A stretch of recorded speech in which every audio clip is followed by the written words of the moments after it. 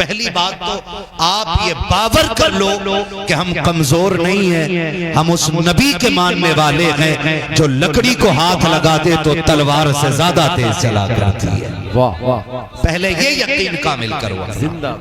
सबसे बड़ी कमजोरी है कि ईमान कमजोर हो गया, ये सबसे बड़ी कमजोरी है। आप कहेंगे कहां जी ईमान कमजोर है, 4 बार कलमा पढ़ता हूं मैं, तो खाली 4 बार कलमा पढ़ने से ईमान मजबूत नहीं होता। ईमान कैसे मजबूत होता है, पूछ अली से। हिजरत की रात हुजूर ने बिस्तर पे लेटाया और कोई ठंडी हवा के झोंकों की जगह नहीं थी। वो जगह वो थी जहां दरवाजे पे 40 तलवारें थी। दुश्मन इस धाक में थे, रात हो और हम मकसद में कामयाब हो। ऐलान करके अली को नहीं लिटाया हुजूर ने कि मैं अली को लिटा के जा रहा हूं। चुपके से कहा अली तुम सो जाओ, मैं जा रहा हूं। हजरत अली लेटे, हुजूर ने जो कहना था कहा।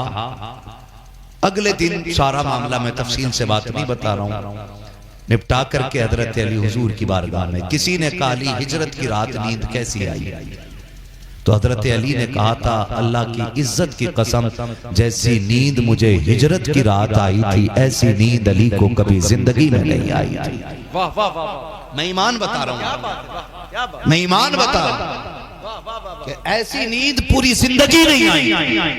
काली डर नहीं लगा, 40 तलवारें थी, 40 दुश्मन थे, दरवाजे पे खड़े थे, मारने के इरादे से आए थे। वो तलवार उठा देते तो अली गर्दन कट जाती।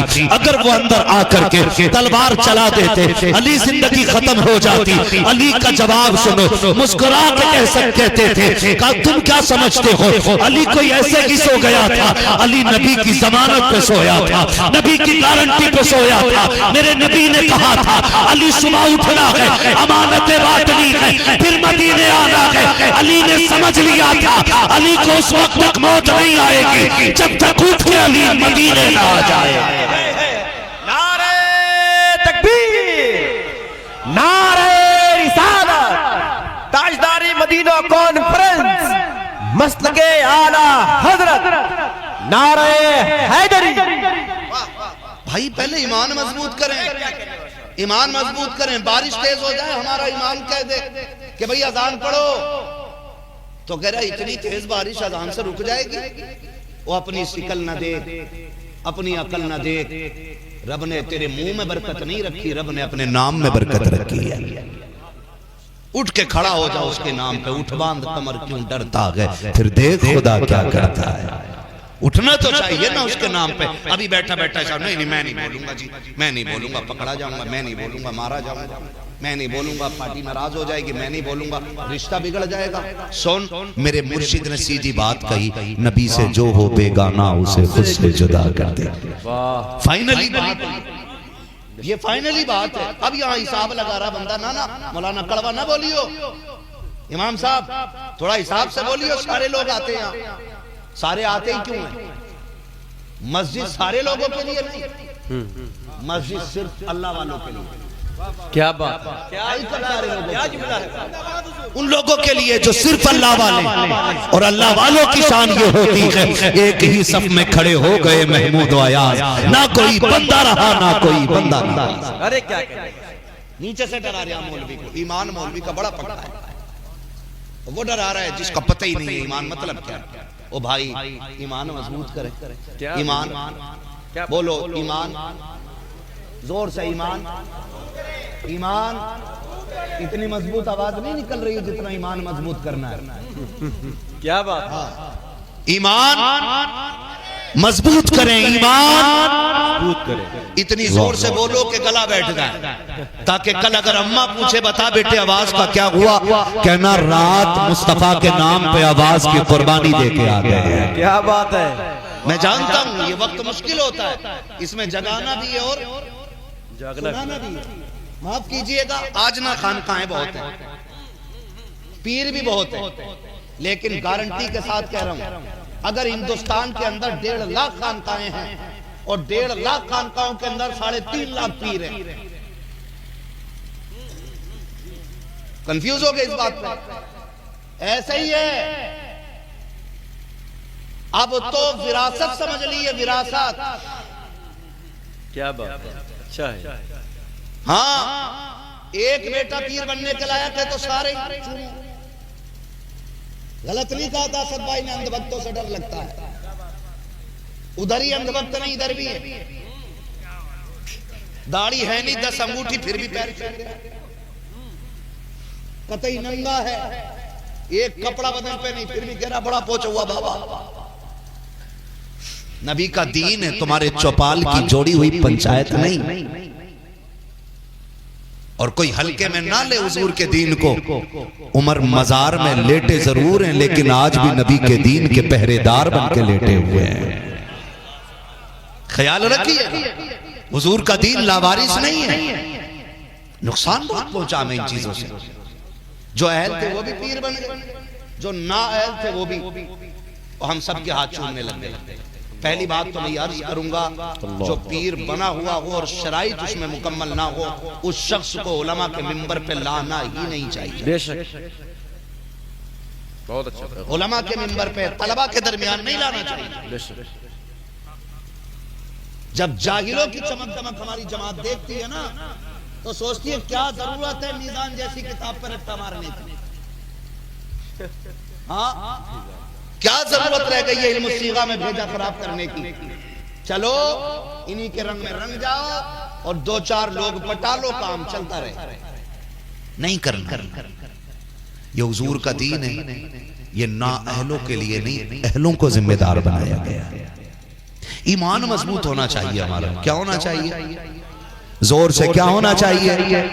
ईमान इतना मजबूत होना चाहिए कि हम कहीं भी जाएं हमारी हिफाजत हमारा रब करता है।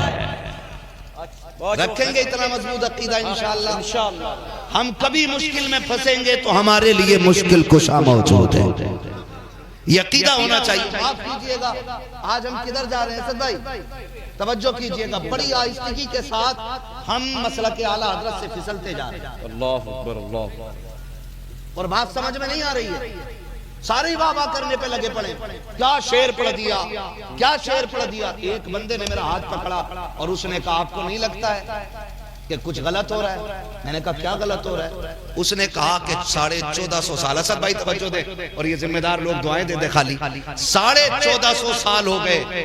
1450 साल से आज तक की हमारे अकाबिर का उसूल ये है कि उन्होंने नबी के खानदान को नबी के जरिए मुतारफ कराया। आज नबी का तारुफ कुछ लोग खानदान के जरिए करा। यारी भेजे में आने वाली बात है। धीरे धीरे आला हज़रत हमारे दिल से निकालेगा।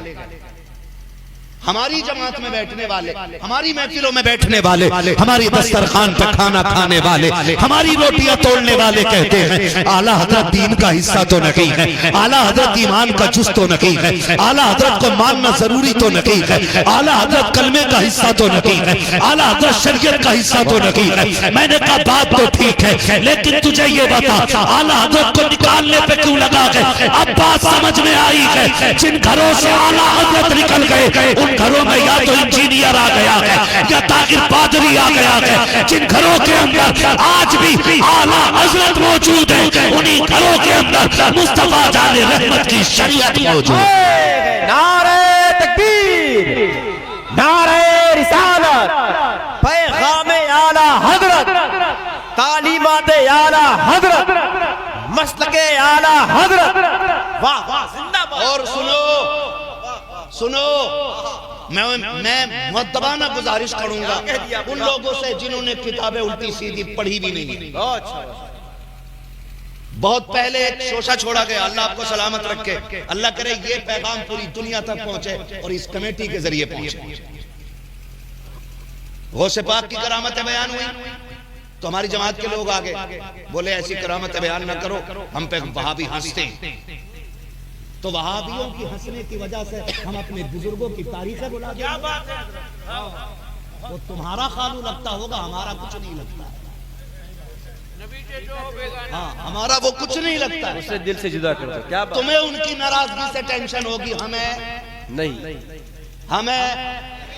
हमें अगर उनका कलेजा बगदाद वाले की करामत से फटता है तो फटे। हम आखिरी सांस तक बगदाद वाले की करामतों का ऐलान करते हैं। हमारी जमात से लोग निकले, हमारी जमात से, उन्होंने कहा ना ना ना ये करामत कैसे बयान कर रहे हो तुम? हाँ भाई मैंने एक वाकया सरकार बगदाद के वाले से बयान किया कि खातून ने आके कहा, अब्दुल कादिर एक बात बताओ, जब तुम छोटे थे मैं तुम्हें गोद में लेती थी तो तुम मेरी गोद से गायब होके किधर चले जाते थे, किधर चले जाते थे? तो आपने फरमाया अम्मी जब मैं छोटा था और आपकी गोद में से गायब होता था तो मैं सूरज के अंदर चला जाता था। सूरज की गर्मी कितनी है पूछो इन लोगों से, है? ओ भाई एक आग का गोला है, सरकार को आग फरमाते मैं उसमें चला जाता था, उसमें चला जाता था। तो उस माई ने कहा क्या आज भी इतनी ताकत है कि तुम सूरज के अंदर चले जाओ? तो बड़े पीर ने कहा था कि अम्मी अब्दुल कादिर का वो बचपना था आज जवानी है, वो बचपना था आज जवानी है। अल्लाह ने अब्दुल कादिर को वो ताकत बख्शी है कि अब सूरज में इतनी ताकत नहीं कि अब्दुल कादिर को अपने अंदर रख सके, बल्कि ऐसे हजार सूरज आ जाएं तो अब्दुल कादिर के सीने में गुम होकर रह जाएंगे। अल्लाह अकबर अल्लाह है जी। तो इस पे हमारी जमात से लोग निकल आए, ओ ये मनगढ़ंत बात है, मनगढ़ंत बात। अगर ये फतवा मुझ पे लगाते हो तो ये पहला फतवा उस जमीले कादरी पे लगता है जिसने ये लिखा था मैं वो सुन्नी हूँ जमीले कादरी, मरने के बाद मेरा लाशा भी कहेगा अस्सलातु वस्सलाम। क्या कहने, जब ये बात चल रही थी और इस तरह के टॉपिक पे बातें चलने लगी, मीम बनाए गए, तो बिलग्राम शरीफ में सरकार रईसुल अत्किया यादगारे असलाफ नमूने असलाफ सरकार वैसे मुस्तफा वास्ती दामदिल्लाहुल अली, मैं हजरत के पास बैठा था, मैंने कहा हुजूर ये क्या मसला है? अब लोग उन करामतों का इनकार करते चले आ रहे हैं जो हमने चूल्हे पे बैठ के सुनी थी। तो आपने फरमाया मुफ्ती साहब देखना अभी तो करामत का इनकार है, वो दिन बहुत करीब आने वाला है कि लोग मौजज़ात का इनकार करने लग जाएंगे। बोले ये हमारे मौलवियों की स्कीम नहीं, ये यहूदियों का फैलाया हुआ एक एजेंडा है जो धीरे धीरे हमारे ईमान को कमजोर करता जा रहा है, जो हम करामतों को भी अब अकल पे तोलने लग गए। ऐसे कैसे हो सकता, ऐसे कैसे हो सकता? सरकार आला हज़रत से सरकार गौसे पाक के उस वाक़े के हवाले से पूछा गया था क्या गौसे पाक ने कब्र में आके गुर छीन लिए थे?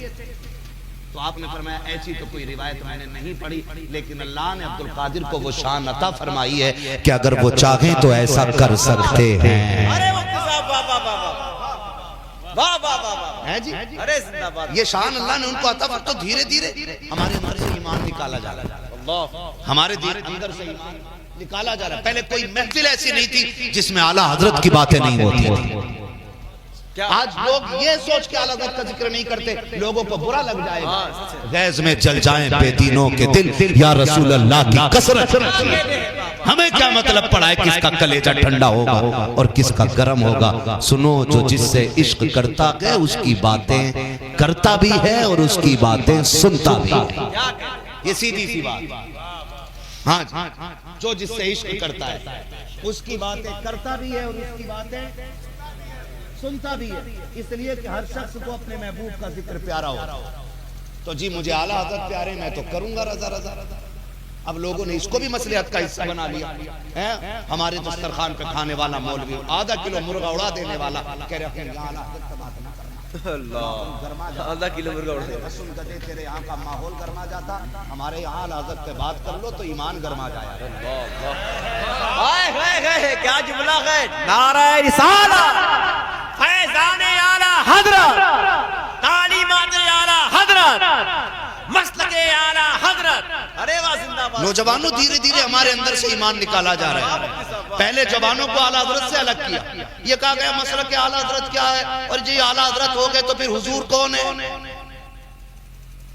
तू बता अपने दादा को क्या कहता? कह रहा बड़ा अब्बा। तो बड़े अब्बा तो हज़रत आदम है, फिर तेरा अब्बा क्या उनसे बड़ा है?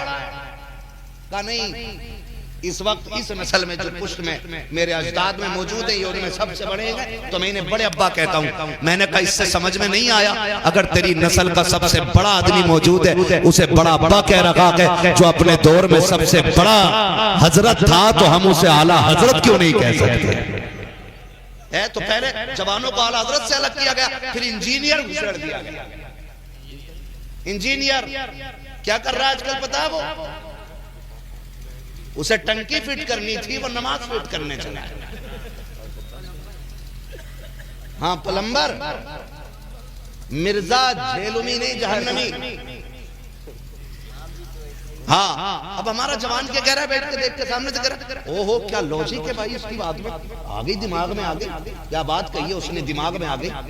मैंने कहा सुन, दुनिया जो है ना वो अक्ल को तरजीह देती है, मगर हुजूर के गुलाम इश्क को तरजीह देते हैं। जिसने लॉजिक तलाश किया वो अबू जहल बन गया, और जिसने इश्क की नजर से देखा वो अबू बकर बन के चमकने लग गया था। तो हम क्यों उसकी बात सुने? और लॉजिक बयान कर रहा है, उसका देख के देखो, उसे देख के कुरान की आयत पढ़नी नहीं आती। वो जो मुजद्दिद बना घूम रहा है ठलुआ, उससे कोई टंकी फिटिंग नहीं करा रहा तो नमाज में नींद में कर रहा है। तो ऐसे ही मुफ्ती साहब, तो हमारा जो जवान है ना सोशल मीडिया का मुरीद हो गया है।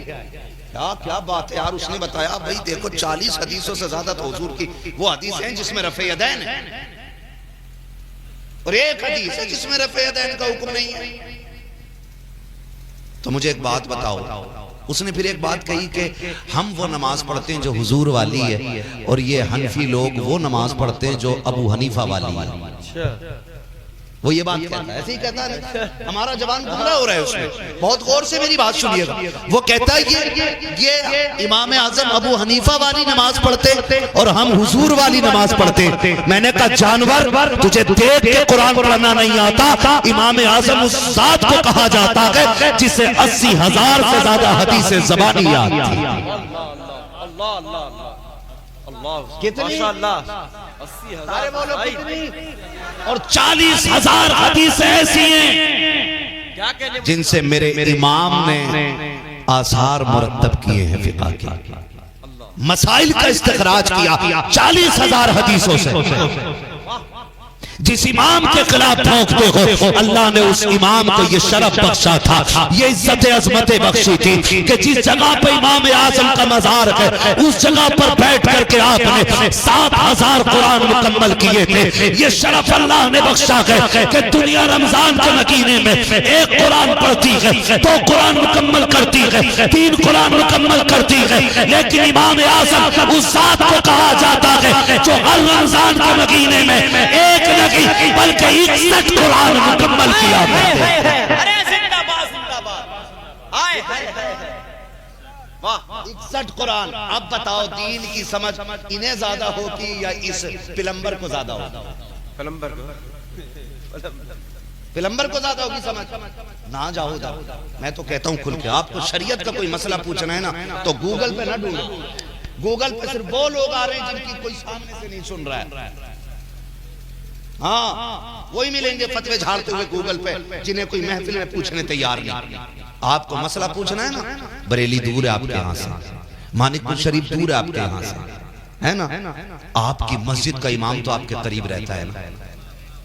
मैं समझता हूँ आपका कितना भी अहम मसला होगा, आपके इमाम की दस्तरस से बाहर नहीं रह सकता है। आपकी जरूरत के तमाम मसाइल गालिबन आपके इमाम को आते होंगे, और अगर कोई ऐसा मसला होगा जो आपके इमाम को नहीं आता होगा ना तो वो आपको रेफर करेगा दूसरी जगह, जहां आपको भेजा वहां जाइएगा। 100% मुत्तफिक रहोगे, दिल मुतमईन रहेगा, और फिर अमल करने भी मजा आएगा। लेकिन क्या करें, सोचें ये तो 6,000 रुपए ले रहे हैं, ये क्या मसला बता पाएंगे? मसला उससे पूछो ना जिसे हम 1 लाख देते हैं, 50,000 देते ना। दीन मस्जिद के इमाम से पूछिए। समझ रहे मेरी बात? धोखे में ना आइएगा, बड़ा आसान चल गया। आज तो वुजू में कितने फर्ज हैं, ऐसे मार। वुजू का तरीका क्या है? वुजू का तरीका अगर किसी ने शाफई मसलक पे बयान कर दिया तो उधर जो मसला मसा का है ना, मुतलकन मस है, वहां पे भिगो के उंगली मार लो, मसा हो गया। लेकिन हमारे मसलक में क्या है? चौथाई सर का मसा है जी। तो अपने इमाम के पास जाएंगे इंशाअल्लाह, जाएंगे ना अपने इमाम के पास, अपना ईमान मजबूत करो। और नंबर 2 अपने अखलाक बेहतर करो। क्या क्या करना? क्या कहना? मदद बगिरदा बे बला उफ्ताद कश्ती मदद कुन या मुईन अद्दीन चिश्ती कादरियम नारे या गौसे आज़म ज़नम दमज़ शेख अहमद रज़ा खान कुतुब आलम ज़नम बलगल उला बिकमालिही कशफत दुजा बिजमालिही हसनत जमीउ खिसालिही सल्लु अलैहि व आलिही। करूं तेरे नाम पे जां फिदा, न बस एक जां दो जहां फिदा, दो जहां से भी नहीं जी भरा, करूं क्या करूं जहां नहीं। जिसको अपने नबी से जितनी मोहब्बत का एहसास हो, कोशिश करें सारे लोग उतनी ही आवाज के साथ रसूल और आले रसूल की बारगाह में दुरूद व सलाम की डालियां निछावर कर लें। पढ़ें बावाज़े बुलंद अल्लाहुम्मा सल्ली अला सय्यिदिना व शफीईना व नबीना व मौलाना मुहम्मदिन मअदिन करम व आलिहि व अस्हाबिहि व बारिक व सल्लिम सलातुन व सलामन अलैका या रसूल अल्लाह सल्लल्लाहु तआला अलैहि वसल्लम। मुअज़्ज़ज़ हाज़रीन इकराम, रात का तकरीबन आधे से ज्यादा हिस्सा गुजर चुका है। लगभग रात के 3 पहर गुजर चुके हैं। शायद ये चौथा पहर और आखिरी पहर चल रहा है। और मुझे भी यकीन है कि अब मेरे बाद शायद कोई माइक पे नहीं आएगा। महफिल की आखिरी कड़ी के तौर पर मैं आपकी खिदमत में हाजिर हुआ हूँ। ये मेरी खुशनसीबी है। अक्सर ऐसा होता है कि मेरे हिस्से में क्रीम रह जाती है, जो मठा होता है वो पहले ही छट जाता है। मैं आप लोगों का बहुत शुक्रगुजार हूं कि आपने ये इज्जत बख्शी मुझे कि मुझे सुनने के लिए अब तक बैठे हैं। आपसे इतनी मेरी गुजारिश है कि जितनी देर बैठे मोहब्बत से सुन लें। ये कुर्सी पे मैं तय करके आया हूं कि जरूरी नहीं है मैं 1 घंटा ही तकरीर करूं। कोशिश ये रहे कि जितनी देर आप सुन लें उतनी देर में बात करना। अभी आपने नकीब अहले सुन्नत अजीजुल क़द्र जनाब शाबान बरकाती साहब, उनसे बड़े खूबसूरत अशार मुलाहिज़ा फरमाए। पूरी महफिल को शुरू से मेहनत करके ये जगाए हुए हैं। अल्लाह रब्बुल इज्जत इनको दिन दूनी रात चौगनी तरक्की अता फरमाए। उनसे पहले मताहे खैरुल अनाम शायर अहले सुन्नत नाशिर मसलक आला हज़रत जनाब मोहतरम असद इकबाल कलकत्तवी साहिब क़िबला बड़े खूबसूरत अंदाज में हुजूर की नाते सुना रहे थे। और मजे की बात यह है कि असद भाई की पहचान ही बरेली शरीफ से खास कर होती है। जो पोस्टमार्टम खुतबा 1 घंटे में करते हैं वो 1 मिसरे में ये कर देते हैं। हाँ, वो 1 मिसरा है कि कलेजी लेके बैठे हैं, है ना, कलेजा लेके बैठे हैं। हाँ जी, ये चीजें यही लेके बैठे रहते हैं हर बार। कभी कलेजी, कभी कलेजा, कभी ढोलक फाड़ देते हैं, कभी डुगडुगी हाथ में दे देते हैं, कभी डमरू बना देते हैं। बड़ा परेशान रहता है एक तबका तो इनसे। पता नहीं कब हाथ में ये डमरू दे दें, कब ढोलक दे दें। वाकई शोरा इनको दादा कहते हैं। दादा और हैं भी दादा। जितने जवान लग रहे हैं उम्र से उतने जवान नहीं है। मैं समझता हूं अभी जो कुछ जवानी है ये हुजूर की नात के सदके में बाकी है। है ना, वरना हम खुद जानते हैं जब से होश संभाला हम असद असद असद यही सुनते चला रहे, हमारे बाल सफेद होने पे आ गए। असद भाई माशाल्लाह। और अभी भी असद भाई हमसे ज्यादा टिक जाते हैं माई। अल्लाह ताला इनको मजीद बरकतें अता फरमाए। मिंबर रसूल पर उलमाए अहले सुन्नत का नूरानी काफिला हजरत अल्लामा मौलाना इमामुद्दीन साहब की बुजुर्ग आदमी है, मैं हिम्मत को दाद देता हूँ और ये इनकी हौसला अफजाई है हमारे लिए कि अब तक बैठे हुए हैं। हाँ, वरना आजकल जवान आदमी की कमर में दर्द हो जाता है। देख लो कितनी टेक लगाए पड़े हैं कुर्सियों पे, खुद अंदाजा हो जाएगा, है ना, हो जाता है। पुराना चावल है, ओल्ड इज गोल्ड। जिन्होंने पुराना घी खाया हुआ है ना, असद भाई सुना, वो भी नहीं थकते लोग। अब नए घी में भी हजरत बड़ी मिलावट आ रही है। नया घी खा लो तो बीमार हो जाते हैं। तो तशरीफ फरमाए हजरत अल्लामा मौलाना मुफ्ती शाहनवाज अजहरी साहिब क़िबला।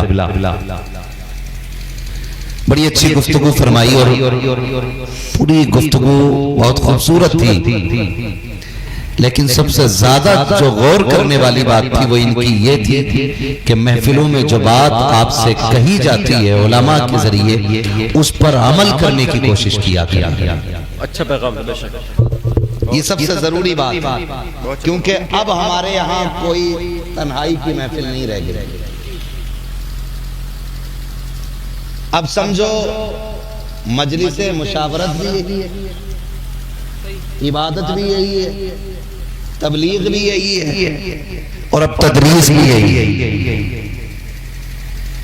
इस बात पर गौर करें कि मेरे समीप जितने लोग हैं और खिदमत खल्क का नजरिया रखते हैं, चटकुलों का नहीं, मनोरंजन का नहीं, ठट्टेबाजी का नहीं, क्या बात, जिनका ये नजरिया है कि अगर हमारे सामने ये 1000 लोग बैठे हैं तो सिर्फ एक मेरा घंटा खर्च नहीं हो रहा है, ये सारे मिला के 1001 घंटा खर्च हो रहा है। हमें सबके एक एक मिनट की फिक्र होनी चाहिए। और अगर इस घंटे की कीमत का अंदाजा न लगता हो तो ऐसे लगा दो कि आप 9 बजे से अगर या 10 बजे से बैठे हैं, और अभी कितना टाइम हो रहा है? 2:30 हो गए। हाँ जी, 2:30 बजने वाले। कितने 2:25 हो रहे हैं ना? क्या घंटे हो गए? बोलो जरा, मैथ सही है ना सब? अरे पढ़े लिखे लोग यार। 10 से 2:30 तक कितने हो गए? ये अच्छा है, 2:30। 2:30 कितने हो गए? 2:30 तक? अरे हाँ, वही 2:30 कह लो। कितने हो गए सारे? 2:30 जोर से बोलो यार। 4:30। कोई मस्जिद तामीर हो रही हो और इतने लोगों में से हर शख्स के 4 घंटे मस्जिद में मजदूरी के लिए अगर लगा दिए जाएं, क्या बात है, क्या तो पूरी मस्जिद तामीर हो जाएगी, 1 रुपया खर्च नहीं होगा। क्या पैगाम है? इससे अंदाजा लगा लें कि हमारे एक बंदे का 4.5 घंटे की कितनी कीमत है। क्या बात, और उसमें भी हम सोचते हैं कि कोई ठट्टे लगाने वाला है। क्या बात, मूड नहीं बना यार, मजा नहीं आया। अगर मजा ही लेने हैं तो मौलवी ना बुला के शेख चिल्ली बुला लिया करो। अच्छा पैगाम है। तमाशा ही अगर जलसों को बनाना है तो फिर डुगडुगी वाला बुला लिया करो। क्या पैगाम है, वाह माशाअल्लाह। इस मिंबर पे उसका हक है कि जिसका यही अमल हो कि उन्हें जाना, उन्हें माना, न रखा गैर से काम, लिल्लाहिल हम्द में दुनिया से मुसलमान हो गया। अच्छा मुफ्ती साहब माशाअल्लाह। ऐसे लोगों का हक इस मिंबर पे। अच्छा, और ऐसे ही लोगों को बुलाना चाहिए। मैं ये नहीं कहता मुझे बुलाओ, मुझसे अच्छे बहुत हैं, मैं सबसे घटिया। अच्छे अच्छे लोग बुलाओ, लेकिन उन्हें बुलाओ कि जो कम से कम हमारे हालात पे नजर रखते हैं। माफ कीजिएगा, बातें कड़वी होती हैं। हमें अगर लगता है ना कि उठ के इस बंदे ने 500 का नोट हमें देना है, तो हमारी नजर इस पर टिकी रहती है, कब आ रहा है। 3 बार इसका नाम लेंगे, बड़ा अच्छा लड़का है ये, क्या बड़ा अच्छा लड़का है, 500 रुपए दे दिए तो इससे अच्छा ही कोई